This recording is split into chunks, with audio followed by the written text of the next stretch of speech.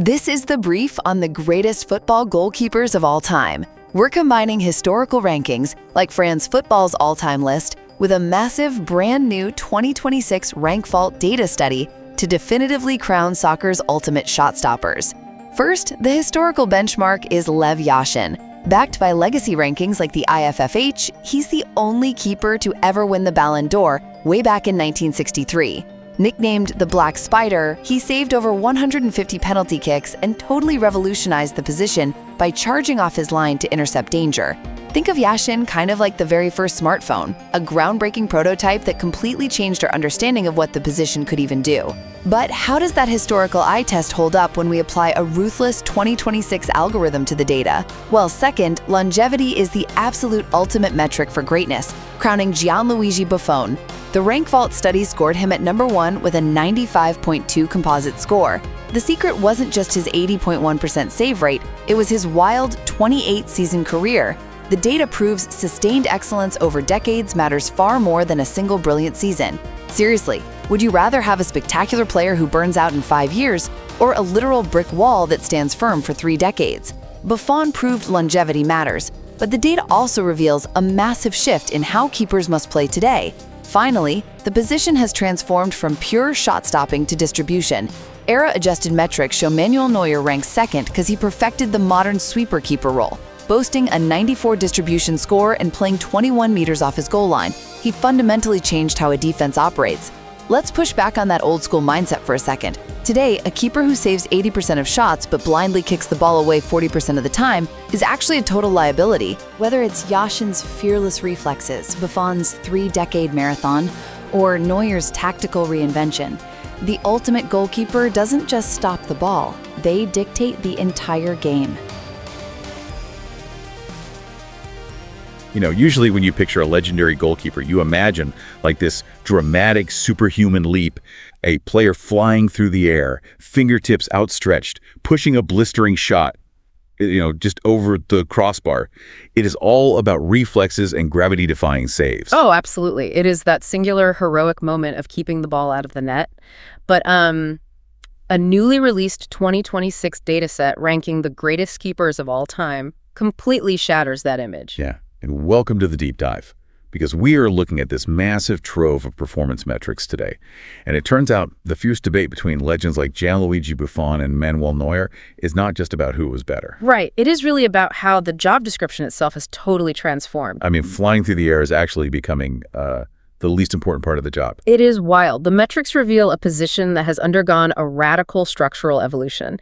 And to really grasp what these 2026 numbers are telling us, we actually have to look back at the 1992 Backpass rule. Oh, right, the Backpass rule. So that was when they banned keepers from picking up deliberate passes from teammates, right? Exactly. Banning the hands completely changed the geometry of the pitch. Before 1992, goalkeepers were essentially stationary figures. Their job was strictly reactionary. Right, they just waited on their line. But that rule forced them to develop their footwork. And almost overnight, the volume of passes made by keepers spiked by 74%. Huge jump. They had to become active participants in possession. Yeah, so a pre-1992 keeper was basically just a bouncer standing at a club door waiting for the fight to come to them. That is a great way to put it. Whereas the modern sweeper keeper, they are like the floor manager, working the room, scanning the crowd, and neutralizing the guy who has had too much to drink before he even starts swinging. I love that analogy. And taking that floor manager idea a step further, modern teams are using high defensive lines and aggressive pressing. So that means your floor manager has a massive amount of empty space to cover. Right. They have to step out of the penalty box a lot more. Exactly. The keeper steps up to become the 11th outfield player. This provides a crucial numerical advantage, like a +1 to bypass the opponent's press. So if stepping up as that 11th outfield player is the goal, the 2026 data shows one player mathematically perfected it, Manuel Neuer. He comes in at number 2 overall on this list. Yeah, he boasts a massive 94 distribution score.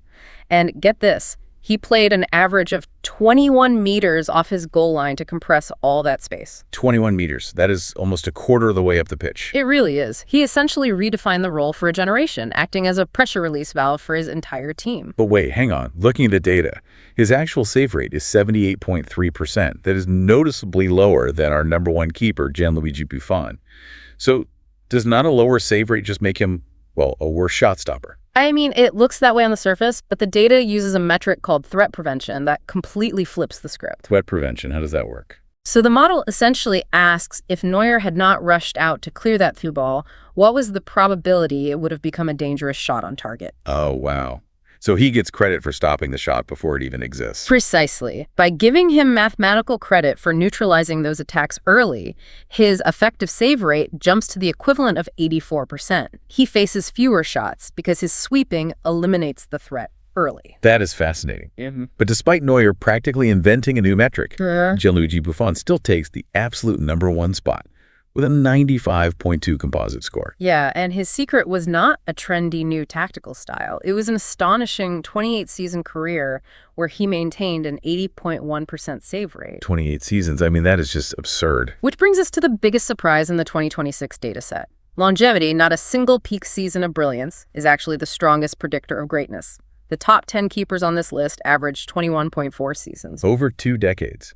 The physical toll of diving for a living is brutal. How do you even survive playing at an elite level past the age of 35? Well, the research points to 3 key factors for aging keepers in this 2026 data.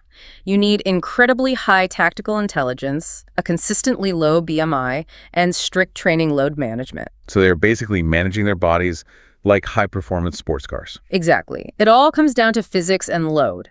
A lower BMI specifically reduces the kinetic impact on knee and hip joints every single time they hit the turf. Right, because gravity is unforgiving. Very much so. And with strict training load management, they aren't burning out their fast twitch muscles during midweek drills. They save that explosive energy purely for match day. That makes sense. So because physical reflexes naturally slow down with age, these elite keepers compensate by just, being in the exact right place at the right time. Yeah, exactly. It strongly suggests that modern goalkeeping is actually a mental marathon rather than just a physical test of reflexes. Brain over brawn. It is about reading the game, organizing the defense, and making the right micro decisions over thousands of matches. It really is. It is a position of constant high-stakes calculation. So for you listening, the next time you watch a match, maybe look at the keeper a bit differently. Realize that goalkeeping is now this multidimensional chess match of distribution, sweeping, and literal decades of consistency. Yeah, the game has evolved way beyond just making a spectacular dive. Which leaves you with one final thought to chew on. The dataset shows that aerial command, like jumping for crosses, is steadily declining in importance. Meanwhile, distribution scores have spiked by 40%. So if footwork, passing, and threat prevention are now the ultimate metrics for success, will future managers eventually just convert highly technical, playmaking midfielders into goalkeepers? Maybe those gravity-defying leaps we imagine really are a thing of the past.